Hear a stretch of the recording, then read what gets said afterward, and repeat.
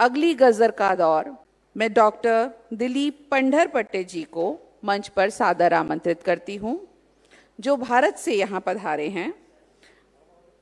दिलीप पंढरपट्टे जी, आपकी गजल का शीर्षक है इन स्याह गलियों में और तेरे लबों का सुलगना। आदरणीय दिलीप पंढरपट्टे जी, आपका हार्दिक स्वागत है। आदाब अर्ज़ है।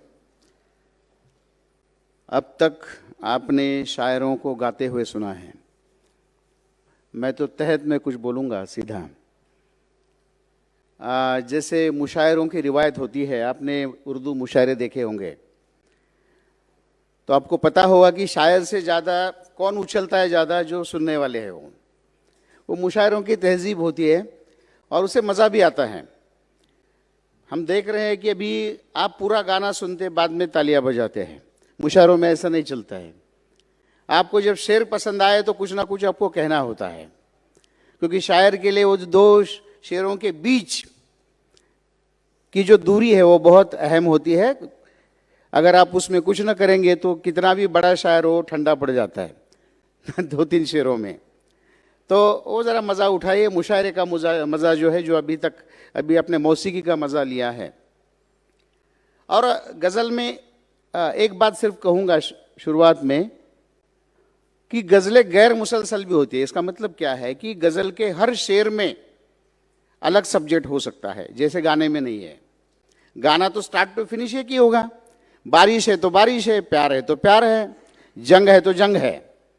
लेकिन गज़ल के 4-5 शेरों में जंग भी है, प्यार भी है, बारिश भी है, इलेक्शन भी है, सब आ सकता है उसमें। तो ये समझ के गज़ल का लुत्फ़ उठाना चाहिए।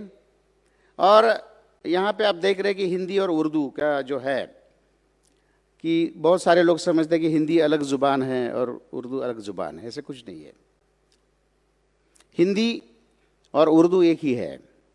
जब हिंदी में अरेबिक, पर्शियन, तुर्की अल्फाज आ जाते हैं तो उसको उर्दू बोलते हैं, और वो देवनागरी में लिखी जाती है तो हिंदी बोलते हैं ना हम उसको।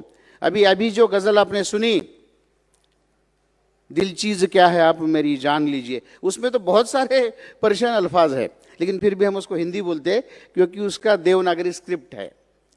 अगर वो हम पर्शियन में लिखेंगे, पर्शियन स्क्रिप्ट में, तो उसको बोलते हैं उर्दू। तो मेरे जो एक बुजुर्ग शायर है वो हमेशा कहते हैं कि फ़र्क क्या है।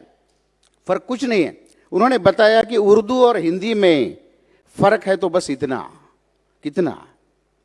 उर्दू और हिंदी में फ़र्क है तो बस इतना, वो देखते हैं ख्वाब, हम देखते हैं सपना, बस इतना ही फ़र्क है। मैंने ख्वाब देखा बोला तो हो गई उर्दू, और मैंने सपना देखा हिंदी।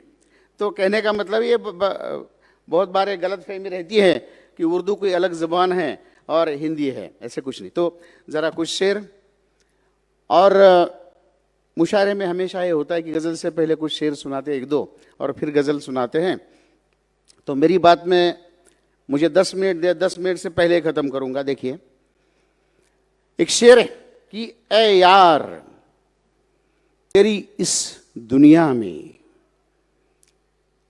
ऐ यार तेरी इस दुनिया में फूलों के खंजर होते हैं। ऐ यार तेरी इस दुनिया में फूलों के खंजर होते हैं, चेहरों में बसे हैं चांद मगर सीनों में पत्थर होते हैं। चेहरों में बसे हैं चांद मगर सीनों में पत्थर होते हैं। मैं अपनी तबाही का तुझ पर इल्जाम लगाऊंगा कैसे। तबाही यानी मेरा जो बुरा हुआ है, मैं अपनी तबाही का तुझ पर इल्जाम लगाऊंगा कैसे। वैसे भी हमारे जैसों के कुछ अलग मुकद्दर होते हैं।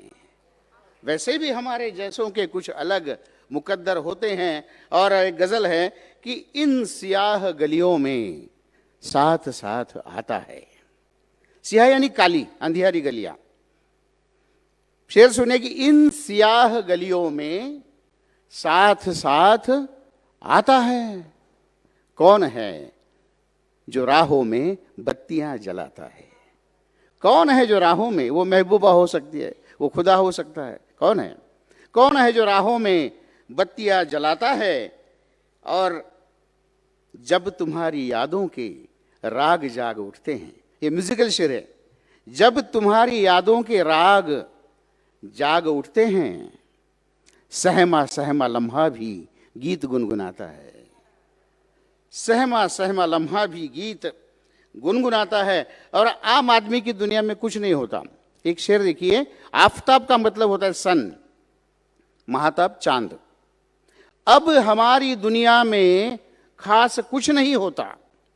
अब हमारी दुनिया में खास, कॉमन मैन, आम आदमी की दुनिया में, अब हमारी दुनिया में खास कुछ नहीं होता। आफताब आता है, महाताब जाता है। आफताब आता, कुछ नहीं होता है। आफताब आता है, महाताब जाता है। और ये शेर देखिए, नाजुक की 4 पल ठहर जाएं। देखिए सब्जेक्ट कैसे बदलता है हर शेर में। 4 पल ठहर जाएं आप इनकी खातिर भी। किनकी खातिर?